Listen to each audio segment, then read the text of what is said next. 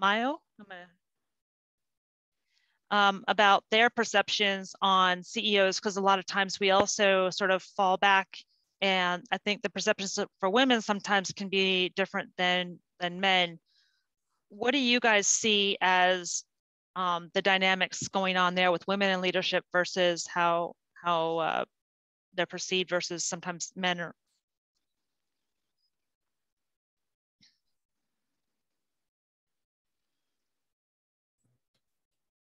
Either one, Catherine, Mayo.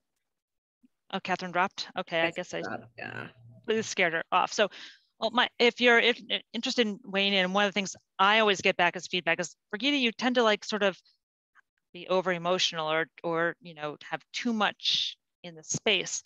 And I think sometimes the view of emotionality can make people uncomfortable. And so women are then expected to not be so emotional or not be so dynamic. And so you have to have a different approach in how you provide your message. Yeah, I'd agree with that. I think women are viewed as more communal in the way that they operate, and men are considered more agnetic in the way they operate. And so women are often looked at as emotional and maybe less authoritative than men. And it's what you see in almost every industry. I think women only comprise about 5% of CEOs in 2020. So I think that it's an uphill battle for women, but I do see that, especially in recent times, that a lot of strides have been made. I think women are really being more vocal now, and I think just with the general disposition of society as a whole, those things are changing. Women are taking the reins and trying to climb their way up, and they're not quietly sitting by and allowing these different labels or attributes to be given to them. So I always like to look at the cup as half full. So I think that there's some good coming out of these things. Even though men are more dominating the industry, various industries, women are still working hard and showing that women can possess leadership roles and do a good job or even a better job than men are doing as well. It's hard. I think one of the things also that people start to fall into stereotypes like Elliot, like, oh, well, it's a Jewish thing or it's a woman's thing, or no, it's like Kevin had said, no, it's all of us sharing a vision or sharing a way of perceiving things. And we don't ever want to say like, well, this is because, we see things only through this lens. Raising our awareness and our inclusion, it sometimes can be very hard too, because I joke that came up through the ranks in my space as a chemist, and I was usually one of the only women there, so I tend to act a little bit more male sometimes. And then, so I forget to, as my husband would remind me, like to do the more emotional intelligence things of reaching out a little bit better and doing some of these other things that are just sort of good leadership stylistically. So I would debate that a little bit. And I've thought about this a lot because you said this before, and I meet other women leaders who say what you guys are saying, and I'm going to offer this as a guy who works for a woman who's incredible in a company, one of the largest companies in the world, run by a woman, Julie Sweet at Accenture. And I'll say this: I think two things go wrong when women try to act like men. Number one, I think it's a perception back. There's something lost in the perception back of projecting what that is. Number two, we know you're a woman. Men know you're a woman. Women know you're a woman. So then what ends up happening is I think when it's done very directly, it's a bit of a horror show. There was a woman who was removed from command in the Navy for running an obscenely caustic command because she was trying to be male. She was running a ship and emulating what men do. And even I think when it looks almost exactly, or even exactly like what men do, I think the perception is that it's actually creating all of those ugly behaviors that men have artificially and directly, and then portraying them back. It shouldn't be acceptable for anybody to behave caustically or abusively or by stereotype or any of those things. But I think women should continue to lead as women and project the values and the connections and the emotions they have their way. I think trying to emulate what men have done to make them successful is a strange psychological, emotional, tribal, weird set of behaviors. And when any outsider tries to emulate it, it's spotted as an attempt to be that, or a bad attempt to be that, or a weird attempt to be it. And I don't think it works. I don't think it's genuine. I love my boss. I think she's incredible. And I don't look at one aspect she has and go, wow, that's just like a guy would do it. I think if she were to start acting that way, I think it would probably surprise me and I'd see her as less genuine. And I think the principal behaviors are profanity or gross directness or over engagement and sort of lack of connectivity. I think those are the things I see women leaders move to when they believe they're emulating men. Now, men who do that, trust me, men perceive it. We just deal with it. We don't honor it. We just know it's there. And we don't like to see it. I don't know anybody who sees that behavior in men and then we all guys get together in the cubes behind the scenes and go, man, that was powerful. We usually go, wow, what a jerk. Maybe you guys didn't know that. We're like, wow, that stinks. And then we deal with it as guys do. And the greatest fear I have is that women see that and go, oh, that's what got their attention. That's what made them move. When more than likely it was probably not exactly that. I agree on a large part, Scott, but I would question, especially as a coach, how conscious women are in their 20s and 30s, even when they're surrounded by this, that they don't just even unknowingly pick some of it up, right? Of course. In my 20s at the FBI, and I was yelled at in the face and all sorts of things that the male special agents thought that's how you manage people. And so I had women special agents yell, some of them are, I think, consciously, but I think a lot of women and men, right, we adopt kind of what's the standard, what's the norm around us.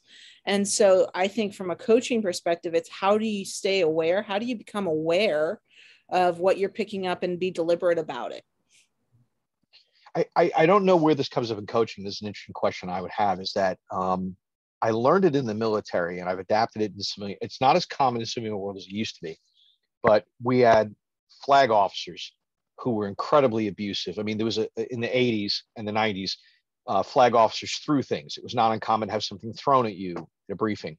I heard a theory from a very senior retired officer that it might have been PTSD and maybe even TBI from these officers in Vietnam that made them this way. And it wouldn't surprise me if that was true, but it was an accepted behavior that you went before these leaders and would be treated abusively.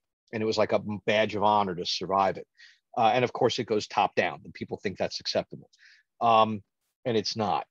And when I moved over to Accenture, my boss and I and a colleague were briefing at the time a gentleman who owned the Navy account. And our portfolio of accounts was 14 million. And as we're briefing him, he began to get agitated and all his staff were there. And they reminded me he was a flag officer and they were colonels. And he goes, wait a minute, stop. What's the total value of your business? And my boss, Rob, said 14 million. And he goes, the smallest account I have is 25. I'm running $550 million of business. This is an exact waste of my time.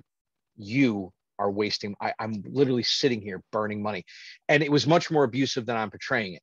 And I'm listening, I'm not reacting. And I remember my boss and my colleague were so offended and and I'm listening and I'm like, he's right. I'm not going to argue it. I don't like the way the message is coming out. I don't know how we're going to bond with this guy. We later did, but he's allowed to behave this way and all of his handlers are going to amplify it. And I'm going to listen to this. I'm tolerating it. I don't have a counter. I'm not going to hang my head. I'm not going to walk out of there with my head hung low. We're going to grow our business. We're just not going to do it here. But the effect it had on us, and it was all men, the effect it had was abusive. It was obliterating. And the takeaway was this guy's mean and this guy's hurtful if you can't help him. And my reaction was he's serious, he's emotional, and nobody provides him a check. He gets away with it because he's successful. I don't know the coaching I provide people. I hate the phrase, don't take it personally, because I don't know how to do that. I tell people to try to take away the value out of that. Try to not let that emotionality hit you. It's going to last for a little bit. It's going to sting. And then you're going to walk out of there and you're going to go back to your job. Um, but I don't know another way to coach through that kind of terrible boss or component leader that you bring your message to. Yeah. No, there's a lot of choices to be made there. And if you choose to stay, it's that you see the intrinsic value, your own intrinsic value, and you don't need anyone to tell you that. And so when that happens, it kind of, you're Teflon, kind of. You're never really fully Teflon, right? But you can at least go back and resume work and, keep going. So, but yeah, it's rough. I think in the theme of F-ups, and I might have mentioned this one to Brad previously, is there was an executive at Accenture who came from old Andersen when it was Andersen Consulting. The Andersen people were the worst. The Andersen people were the meanest. I'm not going to say his name. He's retired now, but on a call, I had done all this groundwork and we're on the phone and he said, "Who's speaking?" Because I had asked the question. I said, "I am." And he says, "Why are you speaking? Who were you to think you could speak?" And I went, I'm the guy who did all this work. And that didn't faze him. And others in the room were looking at me going like, bring it down. This isn't going to go anywhere.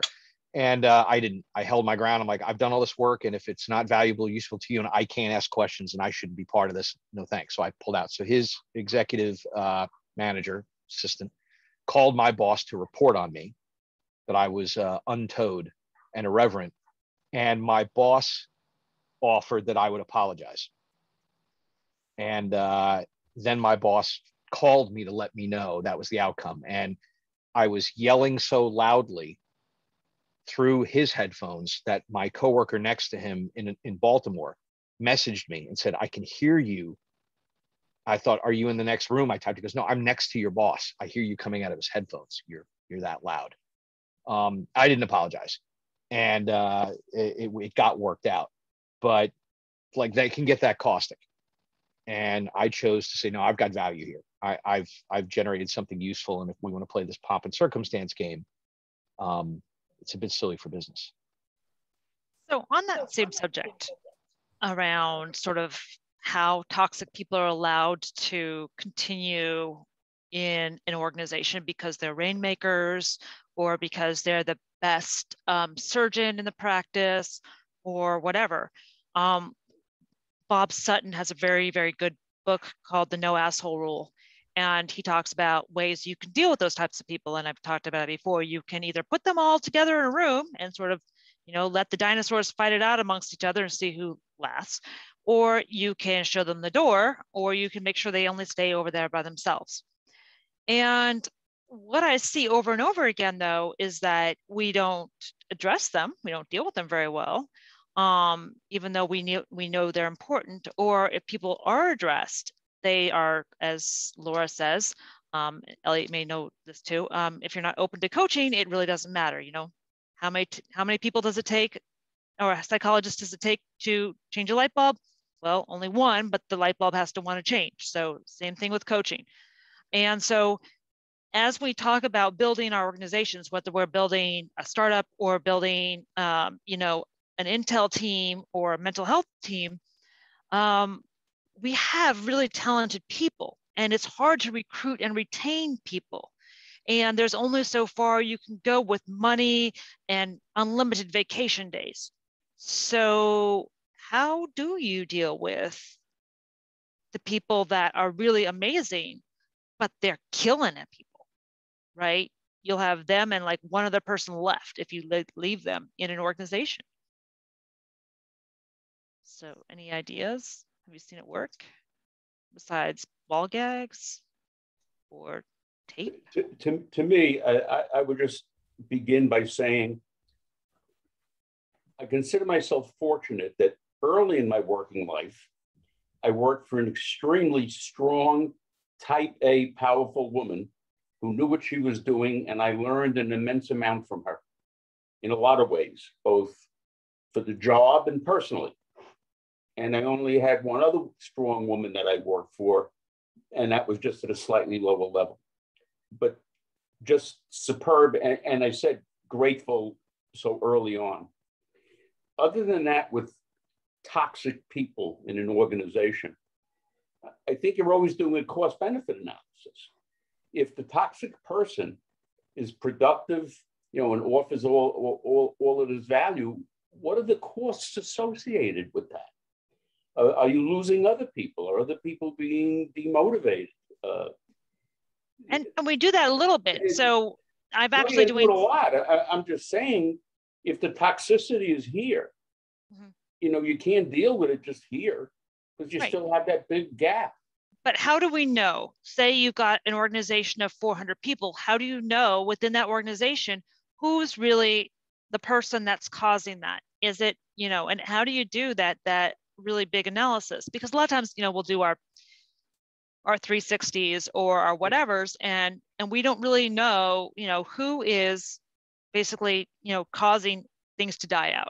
Yeah, the 360s, I was with Booz Allen when they first put the 360s into effect, you know, and started using that. But if you don't get unbiased, non-agenda feedback from the people in the particular individual's 360 loop, right, it's useless. Right. And that bias and agenda, I observed it personally. I was a victim. I'll counter this in an instant, not just because I'm probably exhibiting these behaviors in my own professional life, but I look at Steve Jobs as an example. There's a whole program available where you could just hear everyone who worked for him and what a flaming asshole he was, and how he was incredibly manipulative and difficult and demanding. I think this idea that we can all be mulled over and made smooth is wrong. And Brigitte and I have a future sister-in-law who interned. She went to Penn. She's very good. She interned at a lot of high-end agencies, and she interned at Disney. She wanted to argue with me. She said there was this program, and one executive of the 30 refused to get on board and refused to get along. And the program went out the door, and he was a jerk. I said, how'd the program go? It was canceled. I said, maybe the guy was right. Maybe he was right. And maybe he stood up against the groupthink and the 360 think that says everyone's got to be comfortable, and said, no, this is a bad idea. And you guys all railed against him for it. And he was right. And he was overcome by the 30 of you. There was no easy way to do that. It's beyond my capacity to imagine how to sell that. Sometimes people just need to be told, you're wrong. Your idea stinks. It doesn't work. It won't go. This isn't where we're going to go. I don't think some of these corporations would be great, and some of the things they achieved would be amazing without the really creative people that are somewhat difficult. They exist. And there's got to be a limit. It can't be just abuse. But the idea that everyone's got a 360 and identify their weakness and then make everybody feel better about it, I don't subscribe to it. Yeah, I wasn't going quite as far as what you're just now describing. I put those words in your mouth on purpose. I have enough trouble with the words I put in my mouth. I don't need help. I'm helping.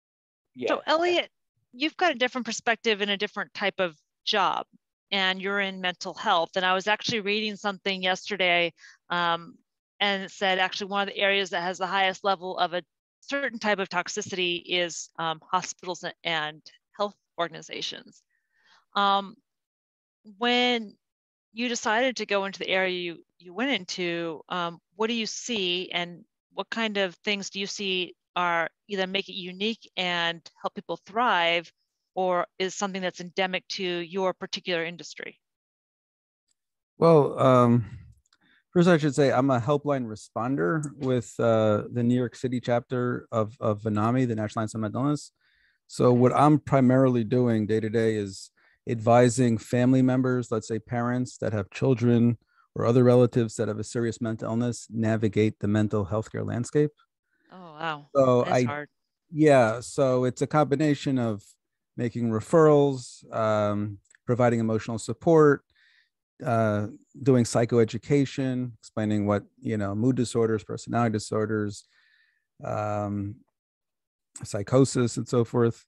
But I don't have much firsthand experience in hospitals and other healthcare settings. I'm in a nonprofit that's not clinically oriented. I work for a not-profit too, and what I always hear from them is we're not-profit, but we're also not for loss whenever you ask them for anything. So it's an interesting place to be. And I think it's got its own set of cultures that are interesting to navigate. It is very different than some of the other ones that we see. Yeah, I mean, it's not quite the nonprofit, but I think Kissinger said academic politics are so vicious because the stakes are so low. Just get a sense of like the differences between the private industry, the nonprofit world, government, academia. Each has their own separate culture, but it seems that humans are humans when it comes to fighting over, curriculum, Resources. resources and office space and whatever it is. There's the commonality, I think, is the human aspect. Yeah. Right. And Kevin or Mayo, do you have any thoughts on this? So I missed what's the basic, I was on the phone, sorry. What's the question? Okay. So I was sort of saying one of the things that I tried to understand is, and I'm doing an advanced analytics project with one of my industry partners around toxicity and identifying different things in our environment. And what are things that you see in your environment that may be culturally caused, but because of the way things are, that we keep those toxic people or processes, and usually it's people around, because it does something for the culture, or it does something for the organization. With 40 some plus years in DoD, I end up seeing pretty much everything. So let me do a couple examples. So there was this famous woman in the Army comptroller community, the money people, named Bunny Smith. And she was, in general, the smartest person in the room whenever there was a meeting. And sometimes some general officer would say something. She was a senior SES, and some general officer would say something stupid, and she would eviscerate them in public. Very, not emotionally, just kind of factually, you're an idiot, and leave the guy Kevin? bleeding on the floor. Yeah. Was Bunny with a spiky haircut, like an Army haircut, skinny lady, loud? She was my first brigade commander's wife back in '78. So, which is the last time I actually saw her. Yeah. I worked with a retired Bunny Army comptroller. That's her. You'd think had artillery pieces in her mouth and she was rescuing troops. Okay, I know. I actually worked with her in her retirement. So then you know what I'm talking about, right? So what happened though is all the more junior women in the room inherited the behavior of let's trash the general who said something stupid, but they weren't as smart as her. So they got the bad behavior part, but not the be smart and be right part. And we went through an entire generation of women who thought that just trashing people in public and in meetings was the way to succeed. And it spawned a whole generation of bad behavior. Right? I mean, there's no other way to explain just bad behavior because they weren't anywhere near as smart as her. And the other thing is she picked her shot. She didn't do it just for fun. She did it when it was needed to be done. And they didn't get that either. And so so it's the same thing as, when you're an ensign and your captain throws a coffee cup at you on the first ship you're on, you think it's okay to throw coffee cups at ensigns and you end up inheriting that. You watch that pattern of behavior. Bad first leader generates a whole generation of lieutenants who become captains, who become majors, who become colonels, who think that was okay. And so you actually have to nip it in the bud. The issue is that sometimes, and my observation is, sometimes those people, because it's first, you're in command for only like 2 years in the Army, and then you move on to the next job. It's a constrained period of time. So before the impacts of the bad behaviors are visible, the person has produced short-term results, right? Fear is a short-term motivator, right? Moved on to the next position with a glowing OER, which is bad for the organization writ large. And then the person coming in behind them has to kind of put the pieces back together. So it's a really negative cycle. So, but it's there. It's human behavior because there are self-serving people who think beating on people is a way to get ahead, and they PCS move before the crap hits the fan, and rinse and repeat, rinse and repeat. What happens is at some point they get far enough up the food chain that somebody writes them up for their bad behavior. My ex-wife, for example, is the Deputy DOD Inspector General for Administrative Investigations, and that's the senior leader misconduct part. She handles that. So she's the one that calls you up and says, hey, there's a credible allegation that, you know, you've done something not cool. And she has this long spiel she gives about, you know, don't go chase them down, don't try and find them, because then it's a whistleblower reprisal problem, which is a separate section of the code. So, so she doesn't bring too much of that work home because I asked her not to. But, you know, it's not, somebody just didn't, as a general officer, decide to start cheating on their travel officers or cheating on their wife or treating women badly. They've been doing it all along. They just now gotten to the point where somebody narcs them out, right? And it happens. They don't have the time and energy, but if they had the time and energy, they could be able to go back and find that the person had been a serial womanizer for the last 20 years and now just got caught. You know, there's some of them have a midlife crisis and get stupid, but it's a pattern of behavior and they just finally get caught at some point. That's a good point. One of the things that I think we talk about is, you know, you may start off as like a good person and that, you know, what Bunny was doing maybe at the beginning of her career was saving lives by doing that. But then it worked for her and then she kept doing it. And we see sort of where people start off on their path in leadership in a better position, and then they start becoming more and more narcissistic. And I'm wondering, like, you know, as we grow as leaders and we grow, you know, our organizations, we need to surround ourselves by more people that sort of call out the emperor and when they're not wearing clothes. And these are going to be the people that make you uncomfortable, but also remain, you know, having enough self-awareness to say that, yeah, I am not as perfect as I think. So finding that in a leader is hard because, as we all know, there's actually a higher level of narcissism. It is. Success does not generally breed self-reflection. It's the failure part that does, right? Which is what this session is all about, right? Around people who have famously failed, right?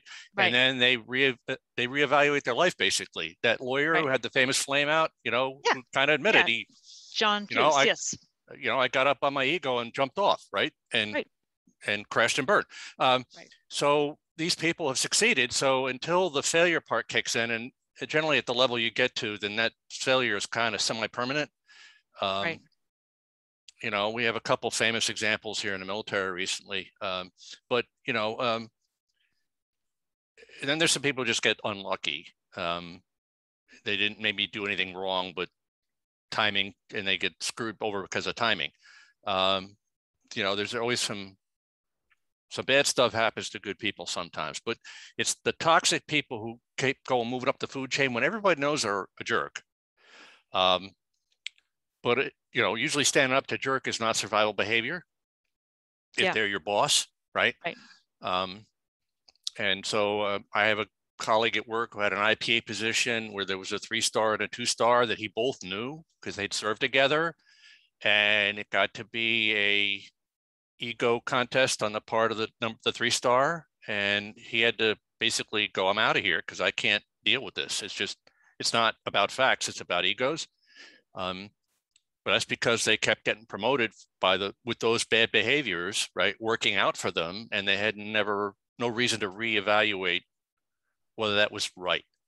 So I had a boss, I won't name him, retired as a 4-star, who's an 05, had gotten kind of into, I'm in the Army, what's good for me is good for the Army way of thinking.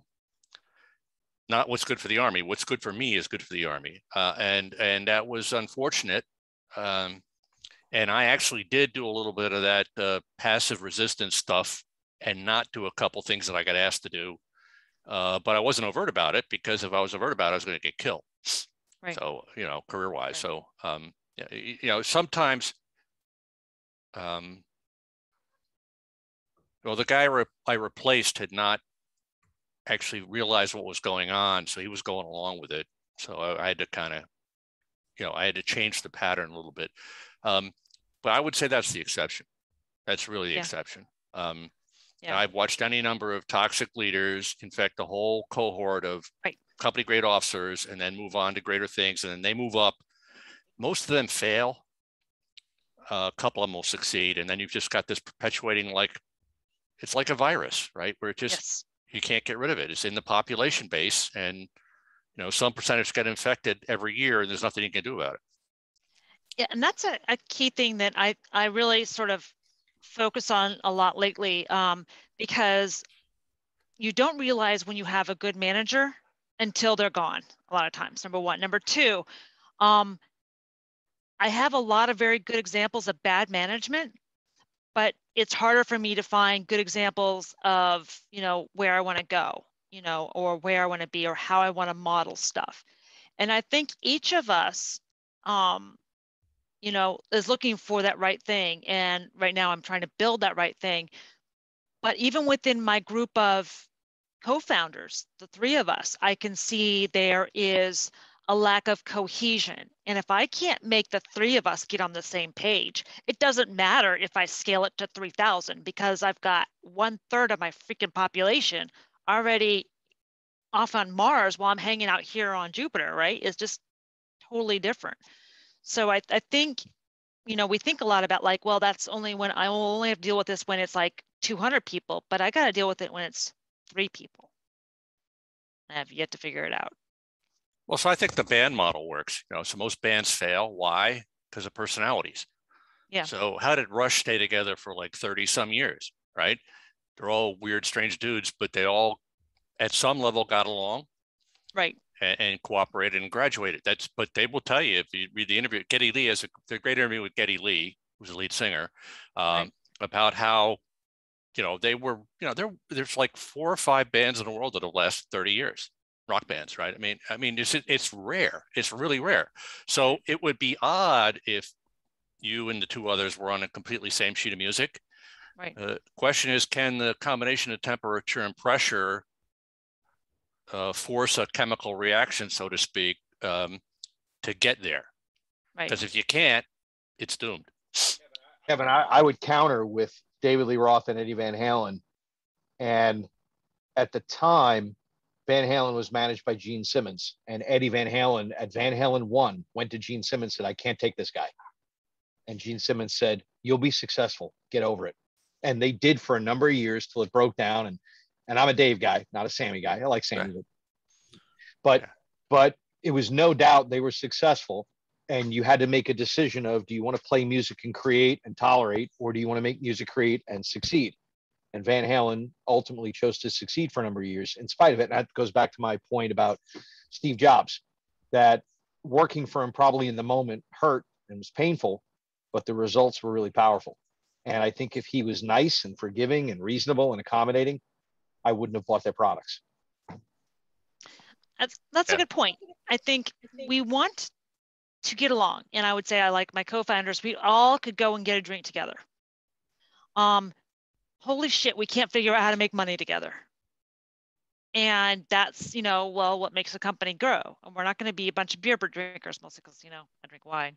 But those are the types of things that I'm also struggling as like a new leader. Is like, okay, do I need to be more forthcoming? How do I change my vision? How do I bring other people on board with the vision? And I joke, I said, sometimes it feels like everybody else outside of my current company gets it, except for my CTO, right? What am I missing with my CTO? We both speak English. We both come from a same background. What's going on here? So one of the things that, you know, the joke is always that it's just need better communication. But sometimes it's, you know, I spend a lot of time with Brad. He's not here this time. He's my negotiation professor from Penn State.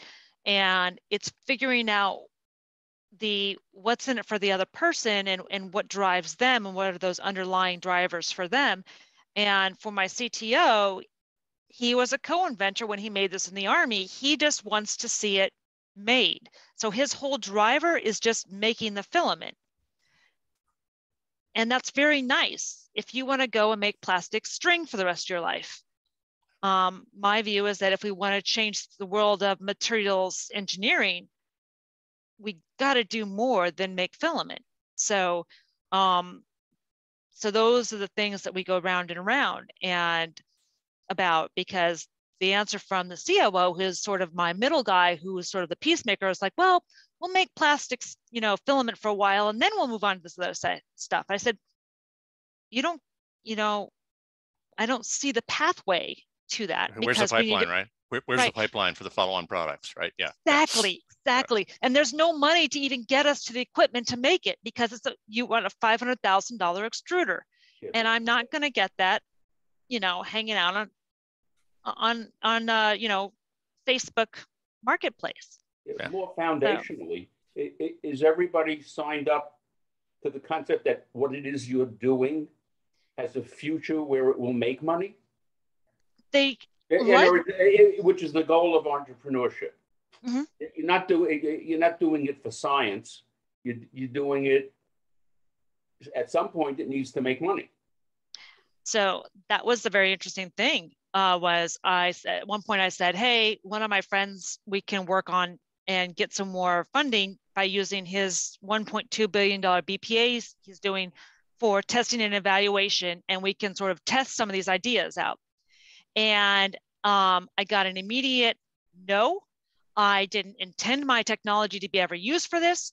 We're not going to do it for weapons. And I was like, oh my God, this is going to be tough. So it doesn't. You find those lines. There's not a common understanding then. I think there's not a common understanding of business, and until I think my CTO starts seeing how fast you burn through money as a business, he's not going to completely appreciate how hard it is to get that balance. But that's probably why you have, for lack of a better word, a trichotomy. Yes. You're not sharing a vision. And that's exactly it. And I keep thinking, like, okay, here's my vision. And then we're going to go over my vision again. And we go over it again. And then he's like, yeah, when are we going to go make some more? And I was like, So thanks everybody. I don't want to take you to over 6 o'clock. And I appreciate your patience. I'm sorry that Dave didn't make it. But this will be recorded, and I'll discuss some stuff. The next month, we have another topic coming up. One of the things I do ask for people to do is bring me other topics or the speakers you want to hear from. And definitely make sure that, we're, like Kevin said, we're expanding beyond DoD or, or the Intel community or, DC. But also one of the things that I really think is we have a group here of like-minded people who are looking for the same types of culture to grow into. So this is a good opportunity to network and to build up your people that you want to work with in the future. And so it's my personal recruiting stage. So I really thank you for being here and sharing with me. Did I miss anything, Laura? Anybody else want to have any go backs? Also, if you want to speak in the future, you can. Please tell me.